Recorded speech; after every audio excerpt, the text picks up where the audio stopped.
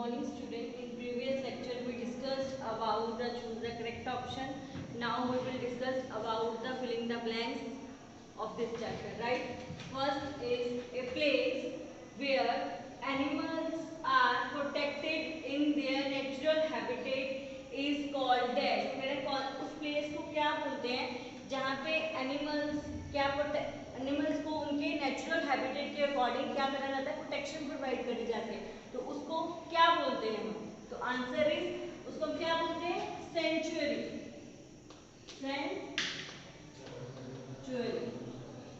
जहाँ पे ऐसा प्लेस जहाँ पे एनिमल्स को उनके नेचुरल हैबिटेट के अकॉर्डिंग प्रोटेक्शन प्रोवाइड करी जाती है, उसको क्या बोलते हैं? Is called sanctuary, right?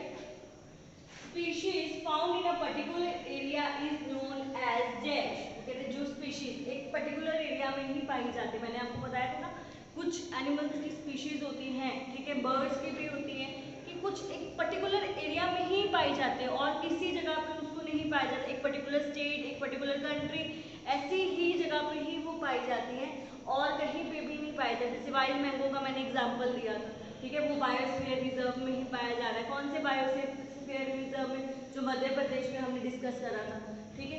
तो वो एक पर्टिकुलर जो ऐसे स्पीशीज जो एक पर्टिकुलर एरिया में ही पाई जाती हैं और कहीं पे भी उसको हम फाउंड नहीं, वो नेचुरली फाउंड हम नहीं कर सकते, ये नहीं कि नेचुरली सब जगह पे ही ऐसी स्पीशीज हो, ऐसा नहीं होता, एक पर्टिकुलर एरिया में ही होती है। ऐसी स्पीशीज को हम क्या बोलते हैं? एंडेमिक। और क्या कौन सी स्पीशीज बोलते हैं? एंडेमिक। क्लियर?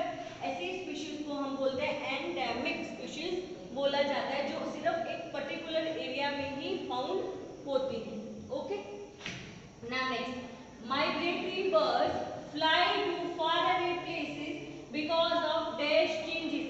किस चेंजेस के कारण जो माइग्रेटरी बर्ड्स होते हैं, आपको मैंने बताया था माइग्रेटरी बर्ड्स कौन से होते हैं, जो एक प्लेस से दूसरी प्लेस में एक पर्टिकुलर एरिया में एक particular time, during a particular time वो क्या चले जाते हैं, एक एरिया से दूसरे एरिया में फार अवे हो जाते हैं, चले जाते हैं। क्यों चले जाते हैं? क्योंकि क्लाइमेटिक चेंजेस के कारण कई बार उनको इतनी कोल्ड होता है जो वो नहीं सहन कर सकते, इसके कारण वो क्या करते हैं, एक पर्टिकुलर टाइम पे, during a particular time they are far away to other places, वो दूसरे प्लेसेस पर चले जाते हैं, राइट? तो उन किसके कारण जाते हैं? क्लाइमेटिक चेंजेस के कारण, because of climatic changes, right? Climatic changes के कारण वो क्या है, जाते हैं दूसरे प्लेसेस में। क्लियर?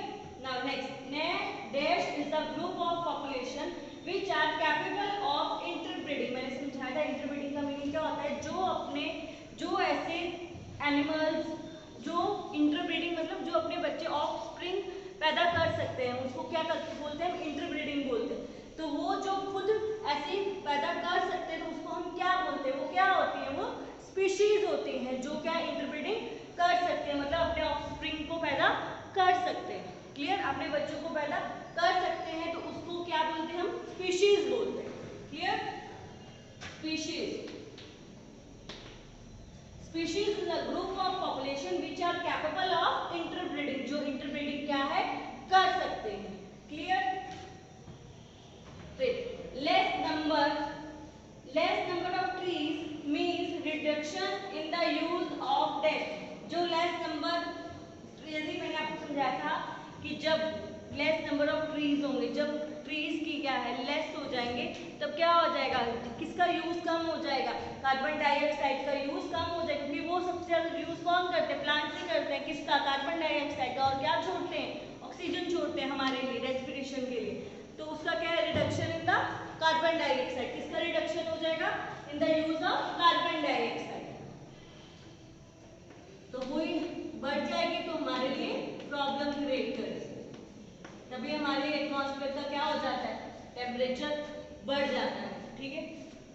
फिर carbon dioxide traps the dash reflected by the earth. जो कार्बन डाइऑक्साइड है वो किसको ट्रैप करके रखती है? किसका जाल बना के रखती है? अर्थ, जिससे हमारी जो अर्थ है रिफ्लेक्टेड होती है। किसका करती है?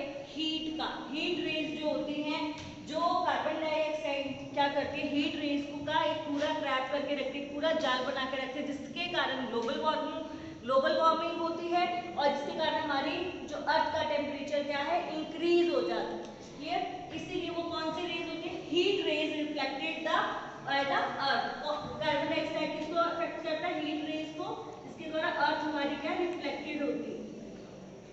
Heat rays trap the heat rays को वो एक जाल बना के रखते हैं, ट्रैप मींस जाल बना के वो रखते हैं, रिफ्लेक्टेड बाय द जो अर्थ है रिफ्लेक्टेड होती है। Clear? The paper can be recycled dash time for use. वो कह रहे हैं कि जो पेपर्स है कितने टाइम रिसाइकल कर सकते हो यूज करने के लिए, 5 to 7 टाइम्स हम उसको यूज कर सकते हैं रिसाइकल करके। जो पेपर्स है उसको हम 5 to 7 टाइम्स रिसाइकिल करके यूज कर सकते हैं। तो क्या आएगा, 5 to 7।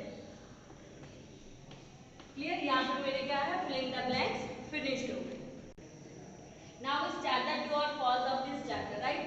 First is fewer trees result in more soil erosion and less fertility of soil. मैंने आपको बताया था fewer trees होते हैं, जब बहुत कम trees होते हैं तो सबसे ज्यादा क्या होता है, soil erosion होता है, क्योंकि जो टॉप लेयर है वो क्या हो जाती है, वो पानी के साथ फ्लो हो जाती है, बह जाती है। और उसके बाद और क्या होता है, और जो हवा विंड्स चलती हैं हमारी, उसमें क्या हो जाती है, जो टॉप लेयर होती है जिसमें सबसे ज्यादा फर्टाइल होती है, वो क्या हो जाती है, उड़ जाती है। ठीक है, इसके कारण वो क्या कह रहे हैं, सही है ये fewer trees result in more soil erosion and lesser fertility of soil. Yes, क्योंकि ये फ्यूअर ट्रीज के कारण ही होता है। यदि कम ट्रीज होंगे तो ही ये सॉइल इरोशन की और लेस फर्टिलिटी की सिचुएशन हमारे सामने खड़ी होती है। फिर उसके बाद क्या हो जाता है, डेजर्ट, वो एरिया कैसा बन जाता है, डेजर्ट में कन्वर्ट हो जाता है। क्लियर? ये हम डिस्कस आगे कर चुके हैं। तो ये क्या आएगा, ट्रू, राइट, ट्रू। फिर उसके बाद Satpura national park is the third protected forest of India. वो कह रहे जो सातपुरा नेशनल पार्क है वो थर्ड प्रोटेक्टेड फॉरेस्ट था, नहीं, वो तो first protected forest of India था।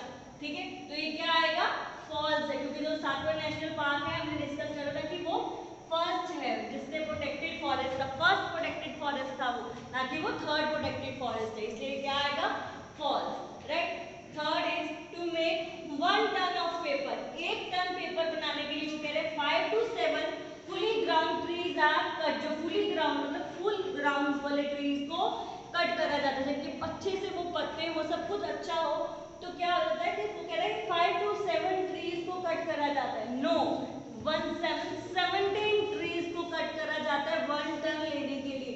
तो ये क्या आएगा, false, right, answer is false, क्योंकि 5 to 7 नहीं चाहिए, 17 चाहिए। उसके बाद next is small sized animals also form part of food chain and food webs. वो कह रहे हैं कि जो स्मॉल साइज एनिमल्स है ना, वो भी हमारा पार्ट है, किसका, फूड चेन और फूड वेब्स का। यस, स्मॉल जो साइज एनिमल्स भी होते हैं वो भी हमारी फूड चेन का क्या होता है, एक पार्ट होता है। क्लियर? तो answer is true. Next is natural causes of deforestation are heavy rain and severe droughts। वो कह रहे हैं कि जो नेचुरल कॉज है डिफॉरेस्टेशन का वो क्या है, हैवी रेन है और ड्रॉट्स है, ऐसा होता है। ऐसे तो यदि जो नेचुरल कॉज जो हैवी रेन, उसमें 1-2 पेड़ गिर सकते हैं, तो ना कि पूरा हमारा फॉरेस्ट ही खत्म हो जाएगा, डिफॉरेस्टेशन हो जाएगी। नहीं, डिफॉरेस्टेशन तो यदि हम ट्रीज को कट करते हैं तो होती है, ऐसा नहीं होता कि एक बार ये रेन हुई, हैवी रेन हुई और डिफॉरेस्टेशन हो गई, ऐसा नहीं होता। ये क्या है, फॉल्स,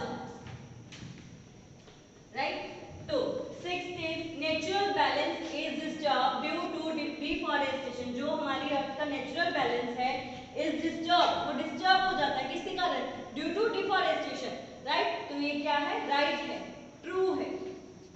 उसके कारण जो हमारा नेचुरल बैलेंस है हमारी अर्थ का, ठीक है, हमारे वाटर का सारा जो नेचुरल बैलेंस है हमारी अर्थ का बहुत डिस्टर्ब होता है, किसके कारण, डिफॉरेस्टेशन के कारण, क्योंकि रेन भी नहीं आती है, टेम्परेचर इंक्रीज हो जाता है, तो क्या हो जाता है, ग्लोबल वार्मिंग हो जाती है, तो ये नेचुरल बैलेंस क्या डिस्टर्ब होगा ना, इसलिए क्या है, true, right. 7th is survival of some animals has become difficult because of disturbance in their natural habitat। वो कह रहे हैं कि सर्वाइवल, सम एनिमल्स का सर्वाइवल क्या है, डिफिकल्ट हो गया, हैज बिकम डिफिकल्ट। क्यों डिफिकल्ट हुआ है, because of disturbance in their natural habitat. जो उनकी डिस्टर्बेंस हो रही है उनके नेचुरल हैबिटेट्स के साथ डिस्टर्बेंस करी जा रही है, क्योंकि उनका जो डिफॉरेस्टेशन कर रहे हैं जिसके कारण उनके नेचुरल जो हैबिटेट है वो डिस्टर्ब हो जाएगा, ठीक है। क्योंकि हम यदि पेड़ों को काट देंगे, जंगल को काट देंगे, ठीक है, तो वो क्या हो जाएगा, वो कहाँ पे जाएंगे, ठीक है, तो वो सर्वाइव नहीं कर पाएंगे, उनका नेचुरल हैबिटेट आपने डिस्टर्ब कर दिया, इसीलिए ये क्या आएगा, ट्रू आएगा, क्योंकि जो सर्वाइवल करना उनके लिए क्या हो जाएगा, डिफिकल्ट हो जाएगा because of disturbance in their natural habitat, right. तो आंसर इज ट्रू। यहाँ पे मेरे फिलिंग द ब्लैंक्स और ट्रू फॉल्स फिनिश्ड हो गए।